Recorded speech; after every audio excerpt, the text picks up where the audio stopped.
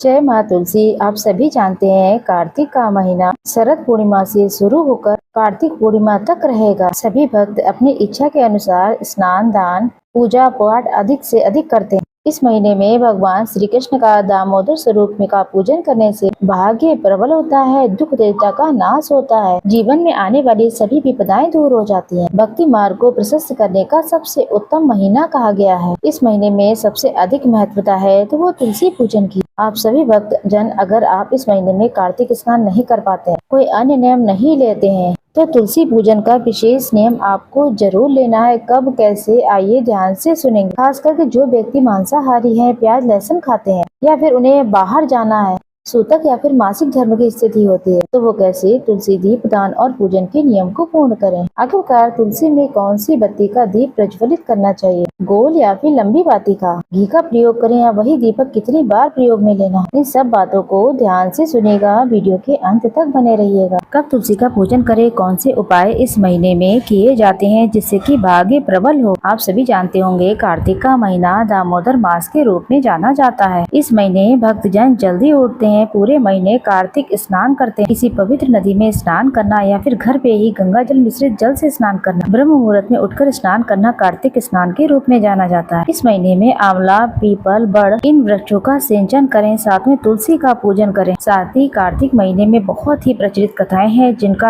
आपको सुनना चाहिए। साथ ही कई भक्तजन इस महीने में अन्न दान का भी नियम लेते हैं। कार्तिक के महीने में तामसिक चीजें जैसे कि प्याज, लहसुन, उड़द की दाल, इन चीजों का सेवन बिल्कुल ही वर्जित कहा गया है, ऐसा शास्त्रों में वर्णित है। जो भक्त कार्तिक स्नान करते हैं उन्हें ब्रह्मचर्य का पालन करना चाहिए। जो सात्विक चीजें होती हैं जो हमारे भक्ति मार्ग को प्रशस्त करती हैं उन्हें ही ग्रहण करना चाहिए। कार्तिक स्नान कर रहे हैं तो आप लोग इन नियमों का जरूर से ध्यान रखें। कार्तिक में के महीने में सबसे विशेष नियम लिया जाता है तुलसी पूजन का। आप तुलसी पूजन करते समय सबसे पहले तो इस मंत्र का जाप करें।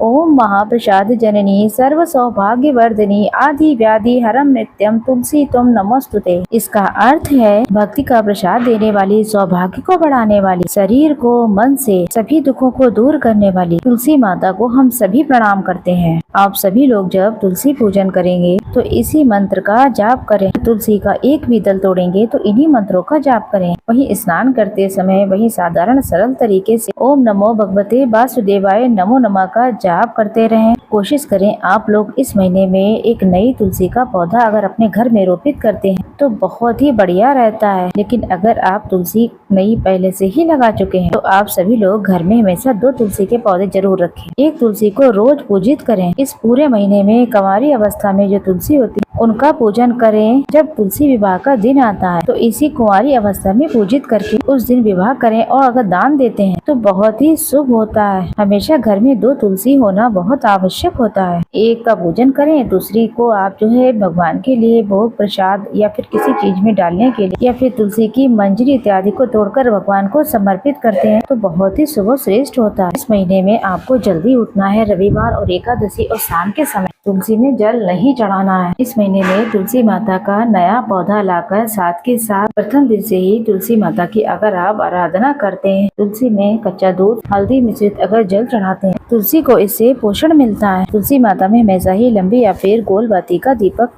लगा सकते, लेकिन दीपक घी का ही होना चाहिए। आप सभी को तुलसी माता का पूजन करें तो पूर्व या फिर उत्तर दिशा की तरफ ही बैठना चाहिए। तुलसी की हमेशा ही 5-7 परिक्रमा लगानी चाहिए, ऐसा शास्त्रों में वर्णित है। अगर किसी कारण तुलसी माता के पीछे घूमने की जगह नहीं है तो अपने ही स्थान पर आप जय माँ तुलसी कहते हुए परिक्रमा लगा लेनी चाहिए। जिस तुलसी की आप पूजा करें उसकी पत्तियां ना तो तुलसी हरी भरी रहे, इसके लिए आपको लाल या फिर पीले रंग के वस्त्र जरूर से समर्पित करने चाहिए। तुलसी में शालिग्राम या फिर श्री नारायण की मूर्ति रखकर यहाँ पर तुलसी का पूजन करते हैं तो ये बहुत सौभाग्य देने वाली होती है। इस महीने में तुलसी में सिंदूर नहीं लगाया जाता है क्योंकि तुलसी को अभी हम कुंवारी अवस्था में पूजित कर रहे हैं। सुबह शाम आपको दीप दान करने का नियम जरूर से बना लेना चाहिए। इस महीने में अगर आप मासिक धर्म की स्थिति में रहते हैं या कोई परिस्थिति विपरीत होती है, ऐसी स्थिति में ये कार्य अपने पति या फिर बच्चों को दे देना चाहिए। छोटा सा कार्य वो ये कर लेंगे। अगर किसी कारण से आपका किसी भी वजह से दीपदान रह गया है तो कार्तिक महीने के जो अंतिम 5 दिन होते हैं उतने दिनों का दीपदान आप एक साथ कर सकते हैं। तो इस तरीके से आप इन नियमों का जरूर से ध्यान रखें। तुलसी माता के समक्ष बहुत साफ सफाई रखनी है।